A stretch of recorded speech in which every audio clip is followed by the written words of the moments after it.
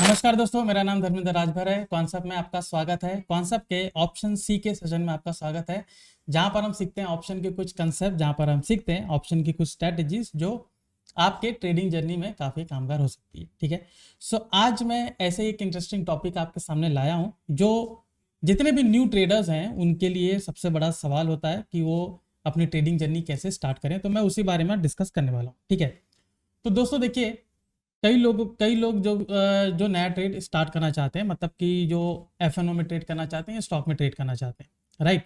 अभी आप देखोगे कि इंडिया एक बहुत बड़ा मार्केट है। अभी भी बहुत ही मैं कहूँगा कि बहुत ही छोटा ही जो एक पॉपुलेशन है, लाइक पार्ट ऑफ पॉपुलेशन, वो अभी ट्रेडिंग में इन्वॉल्व है। बाकी एक लार्जर पार्ट जो है वो अभी भी इन्वॉल्व नहीं है। ठीक है, तो यहाँ पर आप देख सकते हो कि कई जो ट्रेडर्स होते हैं, इन द बिगिनिंग उनको काफ़ी तकलीफ होती है कि वो स्टार्ट कैसे करें, राइट। उनके सामने एक बहुत बड़ा सवाल होता है कि वो अपनी ट्रेडिंग जर्नी स्टार्ट कैसे करें। उनको ऐसा लगता है कि हम स्टार्टिंग में इतना कैपिटल ला के सीधा ट्रेड सेटअप स्टार्ट कर देंगे, तो वो एक सबसे बड़ा मैं कहूँगा कि एक सबसे बड़ा ब्लंडर हम कह सकते हैं कि सबसे बड़ा प्रॉब्लम होता है यहाँ पर।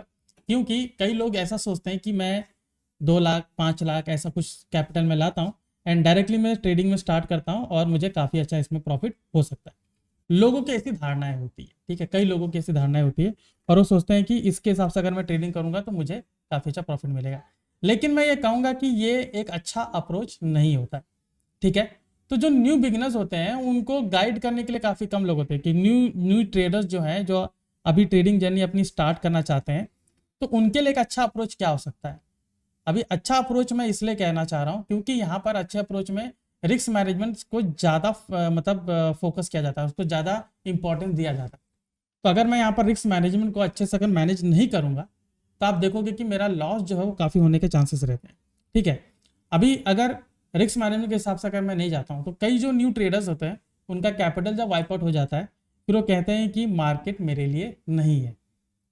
ठीक है, ऐसा उनका सोचना है। कई बार आप देखोगे कि जो ट्रेडर्स हैं वो कैसे स्टार्ट करते हैं, लेट मी शेयर यू। फिर उसके बाद मैं अपना जो फॉर्मूला है वो मैं आपसे शेयर करूंगा कि अगर आप इस फॉर्मूले से जाते हैं तो आप देखोगे एक सिस्टमैटिक अप्रोच आपके लिए रहेगा, स्टेज वाइज में जाओगे। ठीक है, it will take some time. ठीक है, अभी सम टाइम का मतलब ये नहीं होता कि आप 1-2 दिन इसमें लगेगा, लेकिन कुछ समय लगेगा। लेकिन आप जैसे एक बिजनेस को हम समय देते हैं वैसे आप इसको समय दीजिए, तो आप देखोगे कि धीरे धीरे कैसे ग्रोथ कर सकते हैं इसमें। ठीक है, तो चलिए मैं अपना ब्लैक बोर्ड आपको सामने शेयर करता हूँ और यहाँ पर हम डिस्कस करेंगे। तो जो न्यू ट्रेडर्स होते हैं, ठीक है, यहाँ पर मैं लिख देता हूँ। ठीक है, न्यू ट्रेडर्स। ठीक है, ट्रेडर्स मैं लिख सकता हूँ या फिर मैं कहूँगा बिगिनर्स। ठीक है, तो मैं ये टाइप कर देता हूँ, तो इसके हिसाब से हम यहाँ पर स्टार्ट करते हैं, राइट। अभी न्यू ट्रेडर्स आप देखोगे इन्होंने क्या किया है, इन्होंने बहुत जगह से सुने होंगे, जैसे मैं कहूँगा कि एडवर्टीजमेंट होती है, अलग अलग मीडिया प्लेटफॉर्म पे एडवर्टीजमेंट होती है, पब्लिक प्लेसेस पे एडवर्टीजमेंट होती है, और उसको देखकर फिर ये ट्रेडिंग करना स्टार्ट करते हैं, राइट। या फिर उन्होंने किसी अपने दोस्त से, रिलेटिव से कहीं से सुना है और स्टार्ट करना चाहते हैं, तो उसके हिसाब से वो आगे बढ़ते हैं और स्टार्ट करते हैं, राइट। अभी ये स्टार्ट करते हैं तो कैसे करते हैं, देखिए इसमें जो मेजोरिटी ऑफ द जो मैं कहूँगा कि मेजोरिटी ऑफ द पीपल, ठीक है, जितने भी ट्रेडर्स हैं, अभी मान लीजिए कि 100 लोग अगर आ रहे हैं, ठीक है, तो इसमें से मैं कहूँगा कि जो 50 जितने भी हैं ये सीधे टिप्स के भरोसे जाते हैं। ठीक है, क्योंकि टिप्स में कैसा होता है, इनको आप देखोगे जो सोशल मीडिया प्लेटफॉर्म होता है, फेसबुक हो गया, ठीक है, इंस्टाग्राम हो गया, बहुत सारे, वहाँ पे जो प्रॉफिट के स्क्रीनशॉट्स हैं प्लस ट्रेड के स्क्रीनशॉट उनको दिखाए जाते हैं, जैसे कि मैं आपका इतना % रिटर्न कर दूंगा, इतना % मैं कमीशन लूंगा, ऐसा ऐसा करके उनको मैं कहूँगा कि लुभाया जाता है और वहीं पर वो फंस जाते हैं। ठीक है, क्योंकि ये टिप्स में आप देखोगे मैक्सिमम नंबर ऑफ जो ट्रेडर्स होते हैं वो लॉस करते हैं, बिकॉज यहाँ पे टाइम लैप्स होता है। आप देखिए सबसे बड़ा है कि टाइम लैप्स होता है, और कुछ सेबी के गाइडलाइंस होते हैं जो उनको फॉलो नहीं करते हैं, तो वहाँ पर कुछ एक्शन भी नहीं हो सकता उनके ऊपर। ठीक है, तो यहाँ पर आप देखिए कि मेजोरिटी ऑफ द पीपल यहाँ पर क्या करेंगे, टिप्स के भरोसे यहाँ पर जाते हैं। ठीक है, टिप्स लेंगे। बाकी जो 50 है ये आप क्या करेंगे, जो बाकी जो 50 पर है इसमें लर्निंग के लिए जाते हैं वो। ठीक है, सीधे वो लर्निंग के लिए जाते हैं। इसमें से कुछ लोग क्या करते हैं, एक सिस्टमैटिक अप्रोच लेते हैं, सिस्टमैटिक अप्रोच रहते हैं इसमें से कुछ लोग, सिस्टमैटिक अप्रोच इनके पास रहेगा। ठीक है, ये 50 में से लेट जैसे 25, रेस्ट ऑफ द 25 को सिस्टमैटिक अप्रोच नहीं है। उन्होंने कहीं ना कहीं से उन्होंने कुछ सीखा, किसी ने सिखाया वैसा उन्होंने कुछ सीखा, उसमें आप देखोगे वो बैक टेस्टिंग टेस्टिंग वो सब की जाती है। तो इसमें से काफ़ी लोग उस तरीके का सिस्टम को फॉलो नहीं करते हैं। और ये जो 50 है इसमें से भी, और ये 50 तो गायब हो गए, ये 50 में से आप देखोगे कि 90% जो है वो गायब हो जाता है। क्योंकि ये जो 90% है ये क्या करेंगे कि बगैर एक सिस्टमेटिक अप्रोच के, ठीक है, अगर वो ट्रेडिंग स्टार्ट करते हैं, बगैर सिस्टमेटिक अप्रोच को ट्रेडिंग स्टार्ट करते हैं, जहां पर उनका कुछ भी फोरकास्टिंग नहीं है, जहां पर कुछ भी फोरकास्टिंग नहीं है, जहां पर कुछ भी प्लानिंग नहीं है, ठीक है, जहां पर कुछ भी प्लानिंग नहीं है, तो वो उनके लिए दिक्कत है। तो अगर मैं ट्रेडिंग करता हूं, ठीक है, अगर मैं ट्रेडिंग करता हूं तो मेरे पास एक सिस्टमैटिक अप्रोच होना, ठीक है, सिस्टमैटिक अप्रोच होना जरूरी है, मेरे पास प्लानिंग होना जरूरी है, ठीक है, लर्निंग करना जरूरी है, और एक एक्सपेक्टेशन होता है ना वो देखना जरूरी है, ठीक है। एक्सपेक्टेशन आपका हमेशा आप देखोगे फीजिबल होना चाहिए, ठीक है, रियलिस्टिक होना चाहिए। अगर एक्सपेक्टेशन जो है, हम एक्सपेक्टेशन रखते हैं मार्केट से, राइट, मार्केट हमें कितना रिटर्न दे सकता है, मार्केट कितना रिटर्न दे सकता है, ये तो आप देखोगे मार्केट तो एक साल में 100% या 200% भी रिटर्न दे सकता है, राइट, क्योंकि कई स्टॉक जो है वो एक ही बार में बहुत अच्छा परफॉर्म करते हैं। लेकिन क्या मैं सारे स्टॉक को मैं अप्रोच कर सकता हूँ? बिल्कुल नहीं। क्या जितने भी परफॉर्म किए हैं, आउट परफॉर्म किया मार्केट को, मैं सारे स्टॉक में ट्रेड ले सकता हूँ? बिल्कुल नहीं, कई ट्रेड्स हमसे मिस हो जाएंगे, राइट। तो हम पूरा रिटर्न को कैप्चर नहीं कर सकते, लेकिन जैसे मार्केट ऑन एन एवरेज 12-15% का जो रिटर्न देता है, हम कई कोशिश करते हैं हम इसको मैच करने के लिए और इसको बीट करने के लिए। तो अगर मैं इसका डबल पे जाता हूँ, लाइक 24 टू लाइक 20-30%, तो मेरे लिए काफ़ी अच्छा रिटर्न हो गया, राइट, कि अगर मैं पर मंथ 2-3% का अगर मैं रिटर्न की एक्सपेक्टेशन रखता हूँ तो मेरे लिए अप्रोच हो जाता है। और यही चीज़ धीरे धीरे ग्रो करती है, राइट। तो अगर ये सिस्टमैटिक अप्रोच, प्लानिंग, लर्निंग आपके पास नहीं है, आप बिगनर्स हैं, आप अभी अभी आए हैं मार्केट में, 2 महीना 3 महीना हुआ है या 1 साल भी हुआ है, तो भी आप बिगनर्स हैं, अगर आप ढंग से उसको अप्रोच नहीं कर पा रहे, राइट। तो अगर ये सारी चीज़ आपके सामने है तो मैं ये कहूँगा कि आपको एक प्लान, एक अप्रोच की ज़रूरत है। ये सारी चीज़ें अगर आपके साथ हो रही है कि आप ट्रेड कर रहे हो लेकिन लॉसेस हो रहे हैं, आप ट्रेड कर रहे हो, सिस्टम बराबर बैठ नहीं रहा है, या फिर मैं ये भी कहूँगा कि आप टिप्स के भरोसे अभी भी जा रहे हो, आपका मन बहुत विचलित हो जाता है कभी भी लॉसेस देखकर, वो देखकर, तो मैं कहूँगा कि थोड़ा माइंडसेट इंप्रूव करने की ज़रूरत है और अप्रोच अच्छा करने की ज़रूरत है, ठीक है।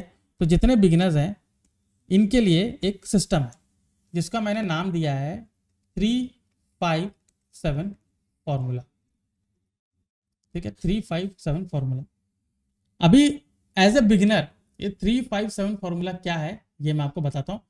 मैं ये कहूँगा कि थोड़ा सा लोगों को काफ़ी बोरिंग लग सकता है कि ये काफ़ी बोरिंग है, इतना इतना हम इतना कम नहीं करना चाहते हैं, क्योंकि काफ़ी लोग लाइफ में बहुत थ्रिल चाहते हैं, ठीक है। तो ट्रेड भी आप देखोगे ह्यूज क्वांटिटी में करते हैं, तो यहाँ पर वो ऐसा बिल्कुल भी नहीं है, क्योंकि यहाँ पर मैंने जैसा कहा कि एक सिस्टमैटिक अप्रोच होगा, एक प्लानिंग होगा, उसके बेसिस पर यहाँ पर ट्रेड बनाया जाएगा, ठीक है। तो एक सिस्टमैटिक अप्रोच रखने के लिए हम क्या करेंगे, 3 का मतलब होता है कि 3% रिस्क, 3% रिस्क, मतलब आपने जितना भी कैपिटल लगाया है, मतलब कि आप ये मान लीजिए कि जो कैपिटल आप यूज़ करना चाहते हैं, जैसे आपके पास 5 लाख का कैपिटल है, ठीक है, 5 लाख का कैपिटल है, अभी आप इसमें ट्रेड लेना चाहते हो, और मान लीजिए कि मैंने एक जो ट्रेड मैंने लिया है, ठीक है, उसमें मेरा कैपिटल इन्वॉल्व है 60,000 मेरा कैपिटल इन्वॉल्व है।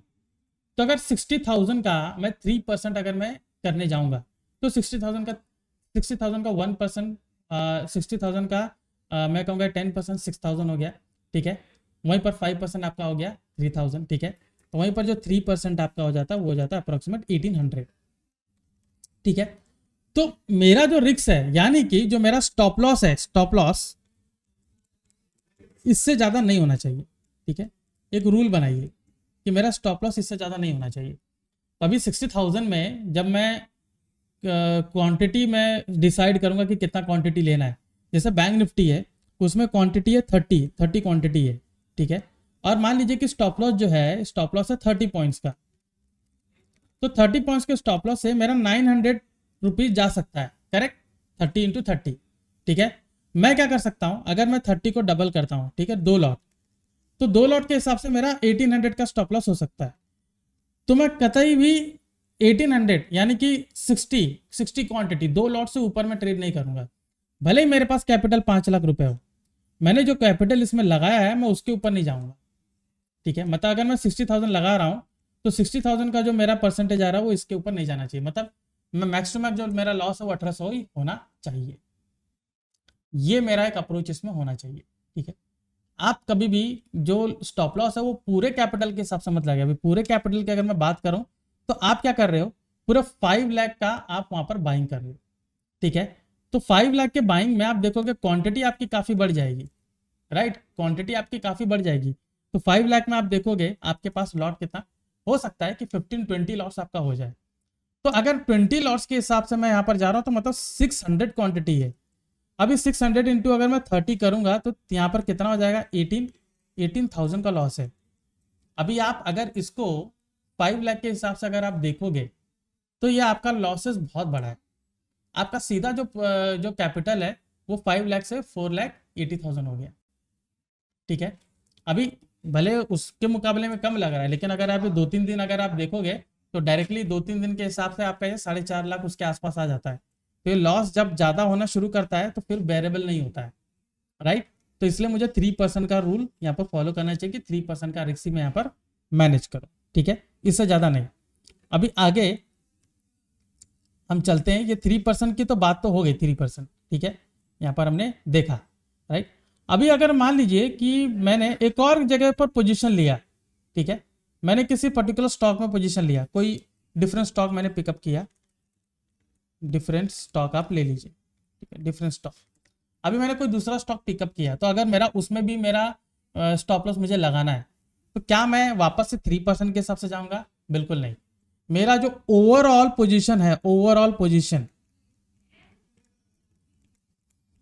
पोजीशन में आप 5% से ज्यादा कभी भी मत करिए। ठीक है, ओवरऑल पोजीशन मतलब मान लीजिए कि ओवरऑल पोजीशन आपका कितना है, 2 लाख है, राइट।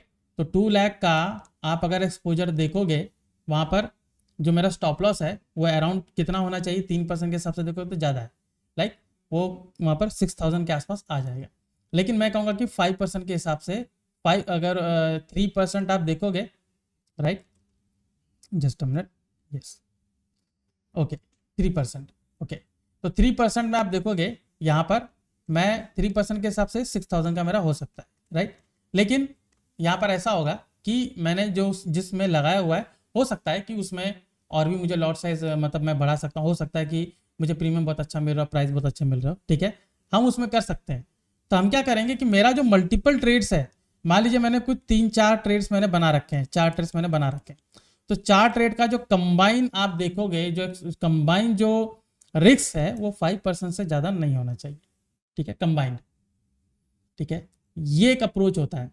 अभी हम क्या करेंगे, मान लीजिए कि यहाँ पर मैंने 1 लाख लगाया, 2 लाख, 3 लाख, 5 लाख, अगर 5 लाख के हिसाब से मैं जाऊँ, ठीक है, 5 लाख के हिसाब से जाऊँ तो भी मेरा 5% अगर मैं कहूँ वहाँ पर तो मुझे 25,000 वहाँ पर आ रहा है।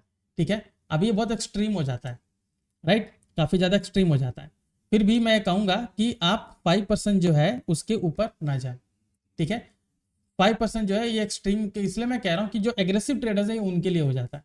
ठीक है, लेकिन as a new beginner try to maintain 3%। ठीक है, ये 5% आप कब जाइए, जब आप थोड़ा कॉन्फिडेंस आपका बढ़ जाता है, तब आप उसमें 5% पे जा सकते हैं, अदरवाइज कीप इट टू 3%। ठीक है, तो 3% आप एक ट्रेड ले रहे हो, दूसरा ट्रेड ले रहे हो, कंबाइन ले रहे हो, तो 3% का ही हिसाब से देखिए, ताकि उसमें आपका लॉस ज़्यादा ना हो। ठीक है, क्योंकि इंपॉर्टेंट चीज़ ये होती है यहाँ पर कि हम यहाँ पर क्या कर रहे हैं, हम अपना कैपिटल प्रिजर्वेशन कर रहे हैं, राइट। तो एक ये चीज़ है। अभी लास्ट वाला आता है आपका 7। ठीक है, अब यहाँ पर मैं 7 की जब मैं बात कर रहा हूँ, 7 का मतलब होता है 7% का प्रॉफिट। ठीक है, तो अगर आप 3% के हिसाब से आप ट्रेड लेना चाह रहे हो, ठीक है, 3% के हिसाब से, तो मान लीजिए कि आप यहाँ पर लॉस कर लेते हो। ठीक है, अभी लॉस कर लेते हैं, तो अभी लॉस यहाँ पर आपका कितना हो गया, मान लीजिए 1 लाख के पीछे 3,000 आपका हो गया। ठीक है, अभी नेक्स्ट वाला जो ट्रेड है वो 3,000 के हिसाब से आपको 6,000 प्रॉफिट आपको मिलना चाहिए। ठीक है, अभी ये वाला भी लॉस हुआ है, तो मैं ये लॉस इसमें ऐड नहीं करूंगा कि वहाँ पर 9,000 जाए। ठीक है, तो मैं थोड़ा सा यहाँ पर बढ़ाऊंगा कि 7% के हिसाब से जाइए, मतलब 7,000 का प्रॉफिट यहाँ पर हो सकता है। अभी 7,000 के हिसाब से आप देखोगे इसमें से 3,000 मैं माइनस करूंगा तो 4,000 मुझे मिल रहा है, प्लस ब्रोकरेज काट के भी अगर मेरे पास आता है तो 3,500 आ सकता है। तो ऑन एन एवरेज मैं यहाँ पर प्रॉफिटेबल रह सकता हूँ। तो एक 7% वाला अप्रोच इस पर रखिए कि जो प्रॉफिट है उसमें 7% के हिसाब से आप जाने की कोशिश करिए। आप देखोगे कि स्टॉक जो ऑप्शंस होता है उसमें ये मिलने के चांसेस होते हैं, ठीक है, कि कई बार मैंने देखा है कि जो स्टॉक है वो 10% भी रिटर्न उसमें आसानी से देते हैं, 20% भी दे देते हैं, ठीक है। तो ये जैसे कि कोई स्टॉक है 10 रुपये में चल रहा है, ठीक है, आप देखोगे 3,000 का स्क्रिप है, मतलब 3,000 उसका लॉट साइज है, तो 30,000 का इन्वेस्टमेंट हो गया। अब ये यहीं से अगर मान लीजिए 12 रुपये 13 रुपये चल जाता है तो यहाँ पर आपको ये कितना 36,000 हो जाएगा। तो ईजिली आप देख सकते हो कि 10% से ज़्यादा रिटर्न दे देता है, ठीक है। तो मैं उसके हिसाब से अगर मैं कैलकुलेट करूँ तो 7 जो है उतना मैं कैप्चर करने की कोशिश करूँ। तो मेरा जो लॉस है उसके हिसाब से, क्योंकि यहाँ पर 1:2 का रेशो है, तो मैं अगर मेरा एक जगह लॉस हुआ तो मैं 1:4 के हिसाब से नहीं जाऊँगा, ठीक है, वो 7% के हिसाब से जाऊँगा ताकि मुझे वहाँ पर अच्छा प्रॉफिट मिल सके और मैं कहीं ना कहीं प्रॉफिटेबल रह सकूँ, राइट। सो आज के सेशन में हमने देखा कि किस तरीके से रिस्क मैनेजमेंट अप्रोच होता है, ठीक है, किस तरीके से रिस्क मैनेजमेंट अप्रोच होता है, किस तरीके से मैंने न्यू बिगिनर्स जो है उनको मैंने बताया कि 357 का रूल क्या है, ठीक है, 357 का रूल क्या है और उसके हिसाब से किस तरीके से जो न्यू बिगिनर्स है वो अपना ट्रेड सेटअप बना सकते हैं। तो आज के सेशन में हमने क्लियरली देखा कि एज ए न्यू बिगिनर आप किस तरीके से आपको मार्केट को अप्रोच करना चाहिए, किस तरीके से आपको ट्रेड लेना चाहिए, ठीक है।